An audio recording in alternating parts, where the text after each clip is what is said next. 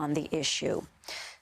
We've been talking a lot about the legislative session in Albany. The hours just ticking away. New York State may pass a law that would require all passengers to buckle up in the back seat of cars. A bill to make back seat belts mandatory passed the New York State Senate last month. The Assembly is expected to vote on the bill possibly today. The current law requires people to wear seat belts in the front seat and requires children 8 years old and younger to wear seat belts in the back seat. But as of right now, people ages 16 and older are not legally required to wear seat belts in the back seat. When you see video like that, you're like, oh my goodness. It's very compelling. Robert Sinclair is here right now to talk with us about this. He's the manager of AAA Communications in our area. And so, for just first thoughts on it.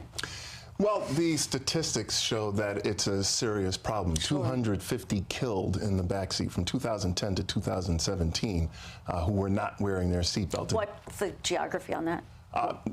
New York State. New York State.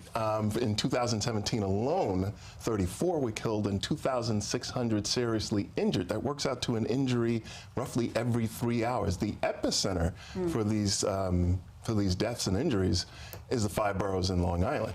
We have a huge population, and you mentioned the fact that at 16 years old now you do not have to wear your seatbelt. 16 to 20-year-olds make up 25% of all those who are killed. So the numbers are very compelling, and as well as that crash test footage. When you see that, I mean, it is just, you can physically feel that. Yeah. The laws we've been talking about in New York, what about New Jersey? Different rules? Or? Different states have different rules, but if you are a New Yorker and you drive across the river to New Jersey, they have a law mandating the use of the seatbelt in the back seat for everyone, as does Rhode Island, Massachusetts, North Carolina, South Carolina, and West Virginia. All those are popular driving destinations for New Yorkers when they're taking their road trips. So, you know, you don't have to do it here, but once you hit the road, essentially you go across the river, you have to do it. And it just makes sense to do it all the time. You just do it once and just keep it there. Yeah. You know, every time you get in the car. Yeah, and we're hoping that's what will happen as far as the law is concerned, that it will be mandatory that you have to wear that seatbelt in the back seat. But there is one exception,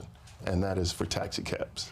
Well, let's talk about that, because that just, a lot of people, this is the city of taxi cabs. So what we're saying, you do not have to wear a seatbelt. This does not include wearing a seatbelt in the back of a taxi cab? Well, currently, right. But even the new bill precludes taxi cabs. If you're a TNC, a transportation network company, the Ubers and Lyfts of the world, it would apply to them, but not in taxis. And taxis have those partitions. And the head of emergency medicine at NYU, Langone, says that taxis are an unresponded to danger that New Yorkers have been dealing with for at least 20 years because of the partitions. He says he sees 2 partition face injuries per week. Ooh. Well, what do you think? What's the mindset on that? Oh, it won't happen. Oh, well, I'm not going to be in the car that long. That's probably it. It's low speed if you're in a taxi in New York City, but it doesn't take a lot of speed to get into a frontal crash to propel that person in the back forward. And you know, the information is out there, and it's accurate that the center rear seat is the safest place in the vehicle. But that's if you have your seatbelt on. There's metal all around you, metal to the front, metal to the rear, but you have to have that seatbelt on to restrain you.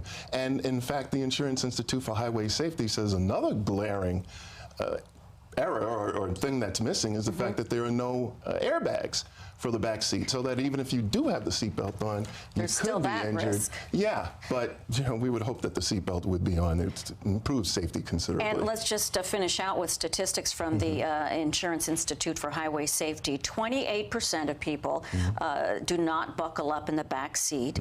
8 times more likely to be injured or killed in a crash. The safest choice is to wear a seatbelt no matter where you sit. Right, and you're twice as likely to kill someone in the front seat, the so-called backseat bullet phenomenon, where the person in the backseat who is unrestrained, you get into a crash, they fly forward and kill someone in the front seat who is restrained. So there's a lot of bad things going on when you don't wear that seatbelt in the back.